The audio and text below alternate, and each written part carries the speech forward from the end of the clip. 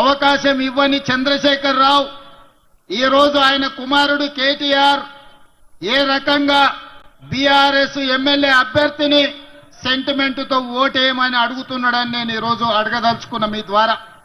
నిజంగానే సెంటిమెంట్ కు ఓటు అడగాలంటే మొట్టమొదట జూబ్లీ హిల్స్ ఖైరతాబాద్ చౌరస్తాలో పీజేఆర్ విగ్రహం ముందు బీఆర్ఎస్ నాయకులు ముక్కు నేలకు రాసి పీజేఆర్ ఆత్మకు క్షమాపణ చెప్పిన తరువాతనే జూబ్లీ హిల్స్ ఎన్నికల్లో బీఆర్ఎస్ వాళ్ళు ఓటు అడగాలి. ఇవాళ షేక్పేట కావచ్చు, రహమత్ నగర్ కావచ్చు, బోడబండ కావచ్చు, యూసుఫ్గూడ కావచ్చు, వెంగళరావు నగర్ కావచ్చు, సోమాజిగూడ కావచ్చు, ఇవాళ బీఆర్ఎస్ నాయకులు బెంజ్ కార్లు వదిలేసి ఇవాళ ఆటోలలో తిరుగుతున్నారు. మీ గల్లీలలో సమస్యల గురించి మాట్లాడుతున్నారు, మీ గల్లీలలో చేరుకపోయిన చెత్త గురించి మాట్లాడుతున్నారు, మీ తాగునీటి సమస్య గురించి మాట్లాడుతున్నారు, మీ ఇండ్ల మీద నుంచి వెళ్తున్న కరెంటు వైర్ల గురించి మాట్లాడుతున్నారు. నేను మీ ద్వారా ఒక్క మాట అడగదలుచుకున్నా.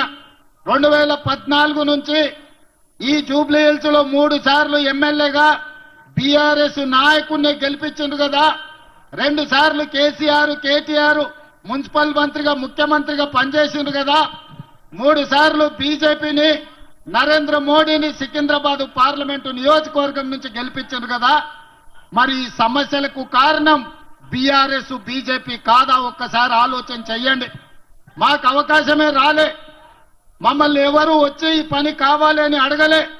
అయినా జూబ్లీ హిల్స్ శాసనసభ నియోజకవర్గంలో మిత్రుడు వివేక్ వెంకటస్వామి గారు 3 నెలల్లో 400 కోట్ల రూపాయల నిధులు కేటాయించి ఈ రోజు అండర్ గ్రౌండ్ డ్రైనేజ్ కావచ్చు, సీసీ రోడ్లు కావచ్చు, కరెంటు వైర్ల తొలగింపు కావచ్చు, ఈ రోజు పనులు జరుగుతున్నాయి. మరి మిత్రులారా, అడగంది అమ్మాయినా పెట్టదని ఏ విధంగా అయితే అంటారో ఇవాళ అడగకపోయినా 400 కోట్ల రూపాయలు కేవలం జూబ్లీ హిల్స్ నియోజకవర్గానికి ఇచ్చినాం. రేపు అడగడానికి మీ తరఫున మాట్లాడడానికి యువకుడైన నవీన్ యాదవ్ని ఇక్కడ ఎమ్మెల్యేగా గెలిపించి పంపిస్తే జూబ్లీ హిల్స్ శాసనసభ నియోజకవర్గ సమస్యల్ని పరిష్కరించి మీ అభిమానాన్ని చురగొనే విధంగా నవీన్ యాదవ్ పనిచేస్తాడని నేను ఈ రోజు మీకు మాట ఇస్తున్నా.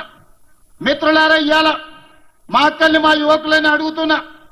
10 ఏళ్లలో చంద్రశేఖరరావు రేషన్ కార్డు అని ఇచ్చిండా? 10 ఏళ్లలో ఎన్నడైనా మీకు సన్న బియ్యం ఇచ్చిండా? 10 ఏళ్లలో 200 యూనిట్లు మీ ఇళ్లలో ఉచిత కరెంట్ ఇచ్చిండా? మా ఆడబిడ్డలకు బస్సుల్లో ఉచిత ప్రయాణం ఇచ్చిండా? మరి ఇవేమి ఇవ్వని బీఆర్ఎస్ నాయకులు ఈ రోజు వచ్చి మీ ఓటు ఎట్లా అడుగుతారని నేను అడుగుతున్నా. ఇవాళ మీ సోదరుడు మీరు అభిమానంతో ఆశీర్వదిస్తే తెలంగాణ రాష్ట్రానికి ముఖ్యమంత్రి అయితే ఇవాళ 61,000 రేషన్ కార్డులకు 2,39,000 పేదలకు ఈ రోజు సన్న బియ్యం ఈ జూబ్లీ హిల్స్ నియోజకవర్గంలోనే అందుతున్నాయంటే అది ప్రజాపాలన కాంగ్రెస్ పార్టీ ఇస్తున్నది. దాదాపుగా గృహలక్ష్మి, మహాలక్ష్మి, గృహజ్యోతి పథకాలు వేలాది మంది ఈ రోజు ఈ ప్రాంత ప్రజలకు మేలు జరుగుతుంది. 500 రూపాయల సిలిండర్ కావచ్చు, డబల్ బెడ్రూమ్ ఇల్లు ఇస్తా అని కేసీఆర్ మోసం చేస్తే నేను ఇవాళ ఈ వేదిక మీద నుంచి మాట ఇస్తున్నా. జూబ్లీ హిల్స్ నిరుపేదలకు రాబోయే రోజుల్లో ఇందిరమ్మ ఇండ్లు 4,000 ఇండ్లు మీకు కేటాయించి మీ భవిష్యత్తును తీర్చిదిద్దే బాధ్యత కాంగ్రెస్ పార్టీ తీసుకుంటది. ఇవాళ కిషన్ రెడ్డి గారు మాట్లాడి నేను సవాలు విసిరినా కాళేశ్వరంలో కేసీఆర్ మీద సిబిఐ కేసులు ఎందుకు పెడతలేరు? మేము పంపించి 3 నెలలైంది, జవాబేందని. ఆయన నాకు సవాలు విసురుతుండు, నాతో చర్చిస్తాను. కిషన్ రెడ్డి కాదు, చర్చలు నాతోని కాదు. ఢిల్లీలో వెళ్ళి నరేంద్ర మోడీతో చర్చించండి, ఢిల్లీకి వెళ్ళి అమిత్ షాతో చర్చించండి.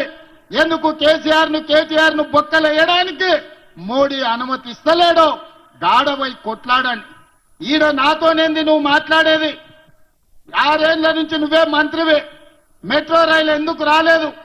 గోదావరి జలాలకు నిధులు ఎందుకు ఇవ్వలేదు? మూసి అభివృద్ధి కోసం నిధులకు ఎందుకు అడ్డం పడుతున్నావు? RRR రింగ్ రోడ్డుకి ఎందుకు అడ్డం పడుతున్నావు? రేడియల్ రోడ్స్ కి ఎందుకు అడ్డం పడుతున్నావు? హైదరాబాద్ నగర ప్రజలకు చెప్పు. ఇవాళ గుజరాత్లో సబర్మతి రివర్ ఫ్రంట్ కట్టుకోవచ్చు, యూపీలో గంగా నది రివర్ ఫ్రంట్ కట్టుకోవచ్చు, ఢిల్లీలో యమునా నది రివర్ ఫ్రంట్ కట్టుకోవచ్చు. కానీ హైదరాబాద్ నగరంలో మూసీ నది రివర్ ఫ్రంట్ ఎందుకు కట్టుకోకూడదు? బీజేపీకో నీతి, ఇవాళ తెలంగాణకి ఇంకొక నీత, గుజరాత్ను ఇంకొక విధంగా, ఢిల్లీ ఉత్తరప్రదేశ్ మరో విధంగా.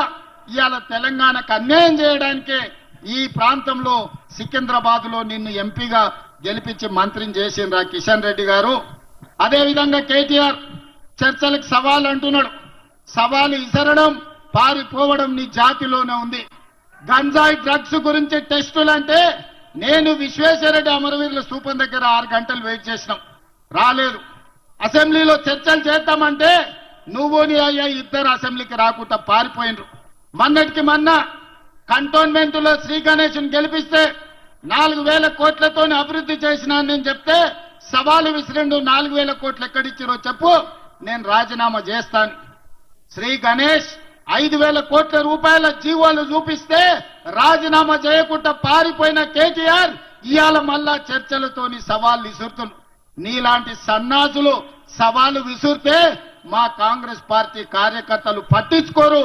ఒకవేళ నువ్వు సవాలు విసిరేది నిజమే అయితే కంటోన్మెంట్ లో శ్రీ గణేష్ తయారుగా ఉన్నాడు, అక్కడ నిధులు ఏమిచ్చిండ్రో నువ్వు వాటి జీవోలు ఇస్తాడు, నువ్వు రాజీనామాకు సిద్ధంగా అని చెప్పి ఇవాళ కేటీఆర్ కు నేను సవాలు విసురుతున్నా.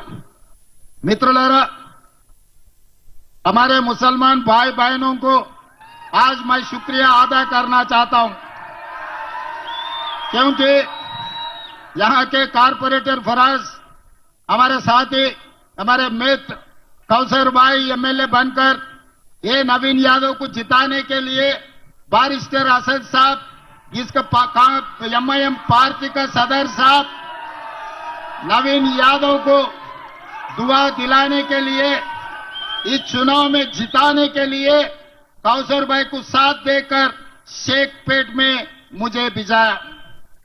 मैं एक बात हमारे मुसलमान भाई बहनों से मैं याद दिलाना चाहता हूं, नवीन यादव गरीब का बेटा, ये नौजवान को पहले हम नहीं पहचाना।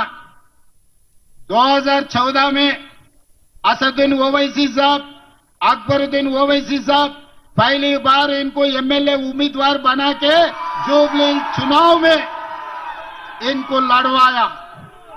पहली बार ये एमआईएम से जुबली असेंबली चुनाव में ये चुनाव लड़ा था। उस दिन ये काम